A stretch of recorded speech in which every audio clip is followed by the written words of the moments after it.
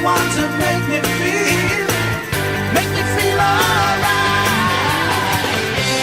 Somebody help me, yeah. Somebody help me now. Won't somebody tell me what I've done wrong? So, Tabloid Tuesday. We've got the Sun in front of us. The headline: Spice Storm, charity t-shirts made by slaves. So, we'll turn it over. Spice Girls t-shirts raising funds for Comic Relief's Gender Justice campaign were made by women earning just 35 pence an hour. What's your take on that, Chris? Well, I'd imagine that this is being done in an African country, I'd imagine. I think Comic Relief has a history of sort of being quite bigoted when it comes to charity. You only have to look back to Terry Wogan or whatever when he was doing it. He did Eurovision. Yeah. Eurovision. He asked for a six-figure salary just to present the BBC's Comic Relief coverage. All right. Not many people know that, and he's just a complete bigot. So we're gonna fact check what you're saying as we move on to the. So if you were to pick one Spice Girl to take out on a date, which one would you pick? I don't know any of their names, to be honest. Mel B. That's Mel B. That's Mel C. That's Baby Spice. That's Ginger Spice, and Posh Spice isn't there. Victoria Beckham. I'm presuming you know who Victoria Beckham is. So which one would you pick? I don't know. This one seems more fun. Jerry Halliwell. He picked Jerry Horner, now married to the F1 team principal of Red Bull Racing, Christian Horner. Can I just say, Terry Wogan has been paid £9,065 every year since 1980, but he has said that he would do it. He would have done it for nothing, and he has never asked for a fee. Wogan donated his BBC fees to charity. So you may have got paid that much that Chris said, but donated it to charity. A lot of his earnings to charity. It is. I mean, if he was an entirely good person, like in terms of his morality, if he said that he would have done it for nothing, why didn't he do it for nothing? That's a good point. So, next one. This is the main headline. Peasant Rucker is an unpleasant pheasant plucker. And this is a story of a man who was shot in the head by a gamesman, and he was called a peasant. And as you can see the picture there, clearly displaying the wounds of the man. So what's your take on this? Was the man justified in shooting him in the face, or wherever it was? It looks like it was on the face. The blood splats on the face. Well, I mean, I'd have to know about the background context, yeah. It seems as though he's just walked into a field where pheasants have been shot and has got caught in the crossfire. To be honest, it seems obviously more of an accident than an intentional thing. I don't think he looks like a peasant. Well, reading on, I think the peasant remark is unnecessary verbal abuse. Well, reading on, the man was actually driving his car while he was shot. So, what a twist! Yeah, I didn't expect that. To be honest, I mean, it's not the only car incident that's happened over the past week, as we'll come on to in a short while. Well, that was yesterday's Sun, or yesterday's papers. So, this is more a continuation of the narrative of posh people getting away with heinous crimes against the peasantry. But to be honest, I mean, like I am a believer in strong property rights. You know, if you're walking on or driving on private property and you get shot at, not intentionally, but you know. But the Sun has failed to disclose whether it was a private road or a public road. I thought you said it was private. No, it doesn't say. It doesn't say. Yeah, but I didn't say either way. Is there anything in the... Just speculate on both things. Right. So, if it is private property, obviously you should take more care and be aware of the fact that if it is a private estate, you know, you shouldn't really be going on it without permission and without precaution. And so this person going on private property, which is only a trespassing offence, so he deserves to get shot. No, he should have been more careful. By walking out of the way of the bullet? No, by not going on there anyway and going along an alternate route.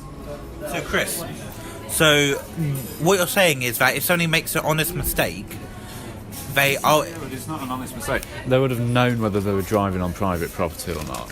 There is significant signage on any private estate to say keep out if you're not welcome and things like that. As somebody who lives in the countryside, there are so many roads and little byways which aren't marked, which you could be on a private property or not. Are you saying that if somebody does make an accidental mistake and it doesn't say any signage, that they are in their rights, the property owner, to shoot at a fellow man or woman? Very often. Shouldn't it be reasonable for him to fire a warning shot and declare it's private property and then proceed to fire upon him if he... Well, we don't know whether this was done intentionally or not. It seems as though it was done by accident. Now, he did not intentionally pull the trigger. He accidentally pulled the trigger in the direction of that man's ear. Yeah, and it was a moving car, so he'd have actually had to guide the shot. The chances of that being a stray bullet are very small. So it does seem intentional. If that's the case, then that is quite wrong, because it shows an intent to do harm to someone. What if the driver turns out to be a paedophile? Yeah, but to be honest, you've got to let the justice system take its course, and just trying to shoot them dead is not really gonna. It's not justice. It's not justice. If a man used I believe it's a shotgun. If you shoot at the direction of somebody, you are shooting to kill. Yeah. There's no other way. So that man should be the landowner should be tried and charged with manslaughter or attempted murder. Because that's what's happening. Attempted murder, not even manslaughter. There was malice, there was intent to wound or kill. That is the law. Thank you.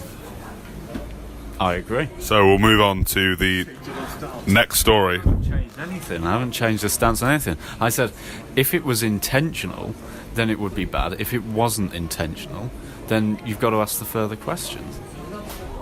Helium's squeaky bum time. So this is a story that helium supplies in Britain could run out within the next 10 years. Professor David Cole Hamilton of St Andrews University wants helium balloons banned to safeguard dwindling supplies. They had a similar story last year about carbonated drinks and the fact that we were running out of carbon dioxide. Yeah, I don't know why. Like there was a scare story about that.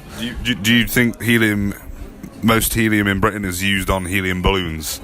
Because I would have assumed there would be some form of industry that would use helium more than children's parties.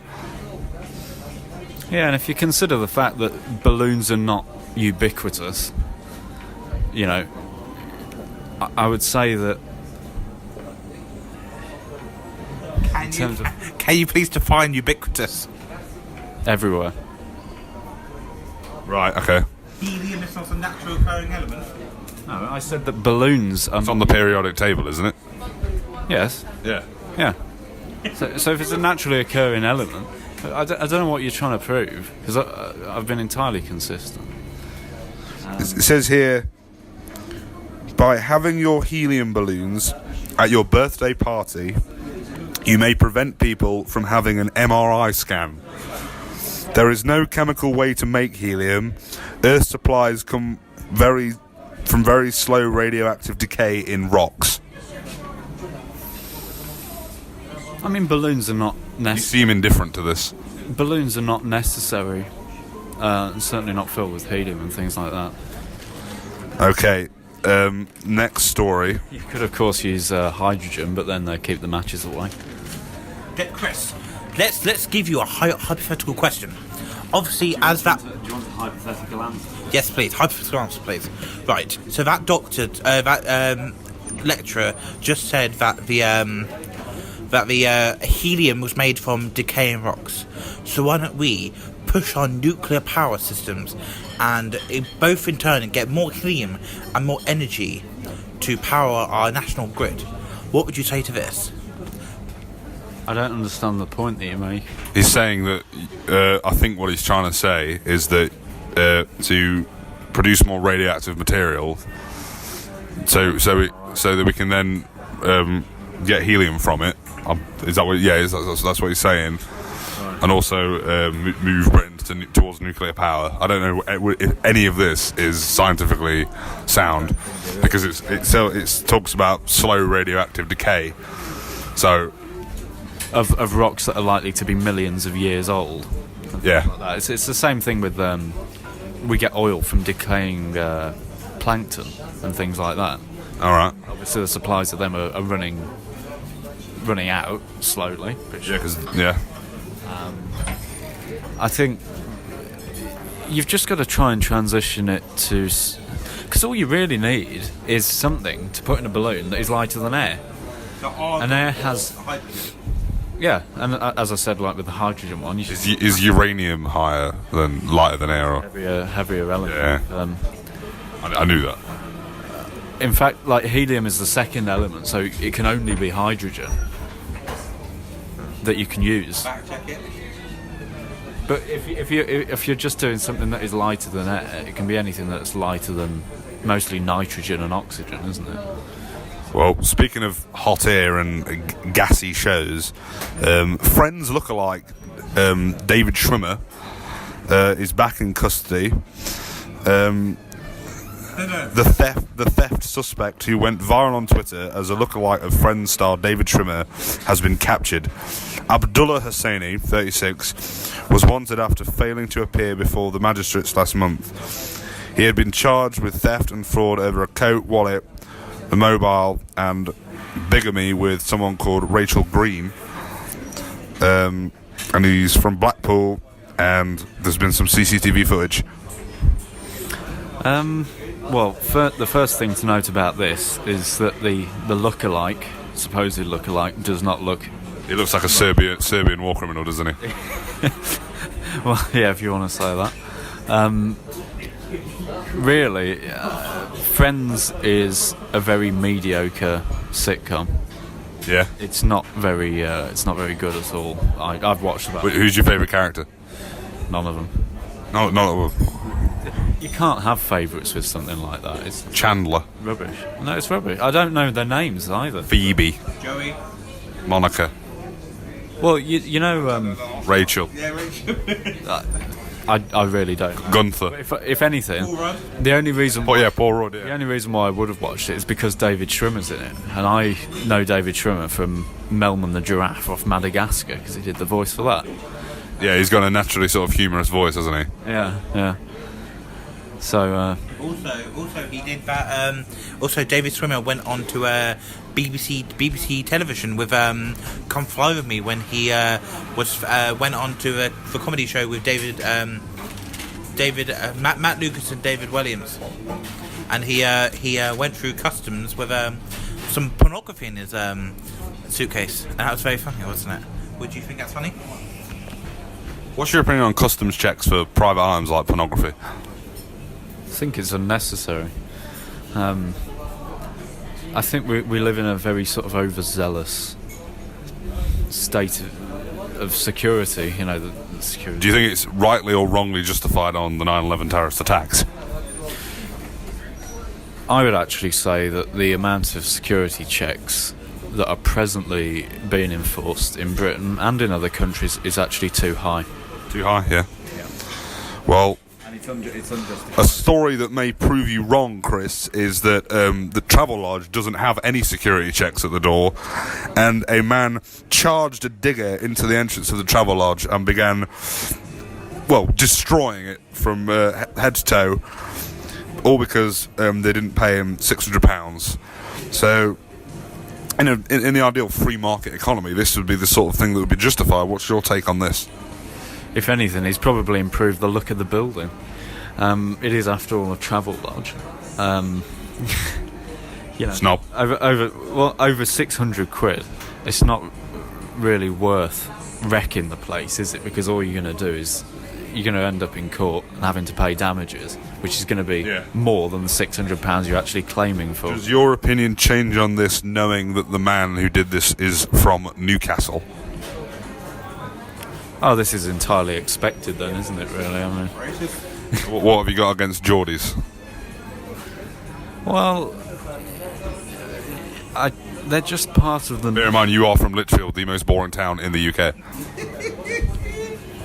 Yeah, but at least people have some sort of conception of where that is in relation to Newcastle. I could not pinpoint Newcastle on a map. Whoa, come back. So what you're saying is more people, the average person, can find Lichfield on a map, than Newcastle upon Tyne. Which is near Birmingham, as everybody reminds me so frequently. Oh yeah, but the People thing, know generally where Birmingham is. but Newcastle's one of the main cities of the north, and it was a keystone in the arc of the Industrial Revolution. Time and Weir. Newcastle Brown Ale. Yes. So, Christopher, I don't understand. I mean, obviously you have the small town mentality of it's just I'm Lichfield. It's Lichfield. Nowhere else matters. So you're saying to me, from all these witnesses, that you do not know where Newcastle upon Tyne is. What county is Lichfield in? Staffordshire. So you're preferring this sort of Staffordshire nationalism over? We're in the Midlands. I know roughly where places are in the Midlands. I don't know where things are in the north. Have you never watched a weather forecast? No. Okay. I don't watch television. Okay. Do you? Chris does not watch television. Let's play The Price is Right. If the BBC thinks that I'm going to be paying their TV licence, they can think again. I refuse to subsidise paedophiles. Let's play The Price is Right. Paedophiles? Well, what did you say? Did you say paedophiles? Yeah. All right. Sorry, carry on. Let's play The Price is Right. And child molesters, that's what he said, not me. That's okay. Let's play The Price is Right. Is Newcastle upon Tyne higher or lower than Leeds? In terms of what? Population or No, fame? Yeah, geographical terms, yeah. North? That is correct. Right. Is Newcastle higher or lower than Edinburgh? Well, lower. Because Edinburgh's in Scotland. At least you know where Edinburgh is. Is it higher or lower than Keswick? I don't know either. I don't know. No. So, we're going to move on to page 19 of The Sun. It's the penultimate story today. Lionel Richie's son put a bomb in a bag, or a fake bomb in a bag, and it's thought to have been delayed by security checks. He told the police he had a bomb in his bag, and he was subsequently arrested. We're having a lot of sort of vaguely circling 9/11 a lot today. So what's your take on someone doing something like that, and being in the position he is as son of one of the gayest singers of the 20th century? Okay. Well, he's not gay. The content of his songs is, I think we might say, hairy fairy. Why would you admit at a security check at an airport to having a bomb in your bag? Because he probably reckons because of his dad, he can sort of get away with stuff like that. Yeah, but you can't. Well, evidently not, because they arrested him. Yeah, but you'd at least have the brains to realise that that's not an appropriate thing to say. But look at the picture of his son. Does that to you look like a man who has brains? No. He looks like a black version of Pitbull, doesn't he? The Miami singer or songwriter, recording artist. He looks like he looks more like a chav there, actually. So I don't a chav. Yeah, I honestly hope. I guess the punishment serves him right. Serves you right, a Lionel Richie song, because of the because he said. Yeah, and if the bomb really did go off, people would be dancing on the ceiling. I mean, I'm not. Hello. all night long. Truly. Hello, is it a bomb you're looking for? Would have been a more appropriate title for that I call it love. particular But that wouldn't have gone nowhere because he's not actually Lionel Richie. So it would have looked if you made that pun. It's connected to Lionel Richie's. Oh yeah. So the final story, Chris, you wanted to do one on EastEnders, a show that I watch at around Christmas time, and when Phil Mitchell's in it because it's funny. Yeah. And that's Please say the actor name. Steve McFadden. But you just sort of glanced at the Emmerdale story, and it's literally just about It's EastEnders. EastEnders, sorry. Yeah. But it's literally just about how different actors play the same character as they grow older. And if you've got something substantial to say on that, then please tell me. I'd like to know why they've hired 6 different people to play the same character. Which one's this? This is Ben Mitchell, I think. They're referring to Ben Mitchell, who's now had 6 acts. Is it? Yeah. It says as actor number 6 plays EastEnders Ben more so. Well, they might all go off and do different things and not want to do the role anymore. Yeah, but the point is, Sometimes they do replace really small kids when they get a kid that looks cute and then he gets older and becomes uglier. yeah, that's understandable. Like Macaulay Culkin. To have 6 casting changes for the same character is ridiculous. Right. When a drama soap like this goes on for near enough 50 years, obviously there's going to be continuity. So you're correct in saying, well, how come it changes?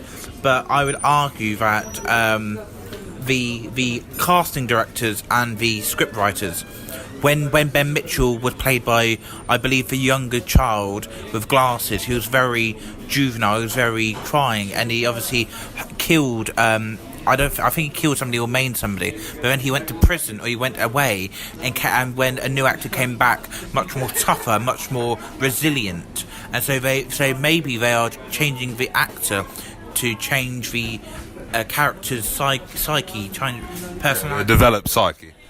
Which you can't do on a twice weekly three days a week story. You can't just one day change him in a different actor. You need to have a progression, which Yeah, and they've usually left the storyline's gone that way because the actors wanted to leave, so they've had to put him away. Well, I mean, if the actor wanted to leave, you'd have to question the motivation as to why that is, particularly when some of the people who've played Ben have only played him for like 1 or 2 years or something like that. Well, this is the problem, is because obviously, like you and you have a family, a person just randomly doesn't just leave the family, the house, do they? So obviously, as it's a... Apart from when you go upstairs to change into your other wares. So as They're losing a son but gaining a daughter. So just as a way to close this, there is a mention of the actor David Lonsdale who played David in Heartbeat, and I just think we'd mention just how humorous he was and how much joy he brought to our lives on a Sunday night. Heartbeat, yeah. Up until 2006. I didn't even watch Heartbeat. That's what's wrong with you, Chris. You didn't watch the great...